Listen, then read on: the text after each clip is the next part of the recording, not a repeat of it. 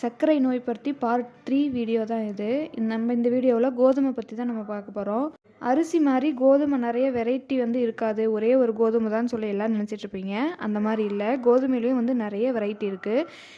கோதுமை ஒரு சிலது சின்ன சின்னதாக இருக்கும், ஒன்று ப்ரௌன் கலரில் இருக்கும், கொஞ்சம் வெளுப்பு கலராக இருக்கும், ஒன்று கொஞ்சம் ரெட்டிஷாக இருக்கும். இந்த மாதிரி நிறைய வெரைட்டியாக இருக்குது. கோதுமையில் தான் மைதாவும் எடுக்கிறாங்க. ஆனால் மைதாவோட குக்கீஸோ மைதாவோட ஏதாவது ஒரு தின்பண்டம் சாப்பிட்டோம் அப்படின்னா அது ஜீரணமாகாது, மைதா சேர்த்துருக்காங்க அப்படிங்கிறாங்க. கோதுமையிலேருந்து தானே எடுக்கிறோம், ஏன் மைதா டைஜஸ்ட் ஆகாது அப்படின்னு பார்க்கலாம். கடையில் வாங்குகிற கோதுமை மாவுக்கும் நம்மளே கோதுமை வாங்கி அரைச்சதுக்கும் 2 மாவுக்கும் ரொம்ப டிஃப்ரெண்ட் இருக்கும். அது யாராவது நோட் பண்ணிவிட்டு கண்டிப்பாக கமெண்ட் பண்ணுங்கள். கோதுமையில் நிறைய ஃபைபர் கண்டென்ட் இருக்கிறதுனால சீக்கிரமாக ஜீரணமாகாதனால சீக்கிரம் பசிக்காது. அதனால் சர்க்கரை நோய் இருக்கிறவங்கள இந்த கோதுமை சாப்பிட சொல்கிறாங்க. மேலும் தகவல் தெரிஞ்சுக்கிறதுக்கு நம்ம சேனல்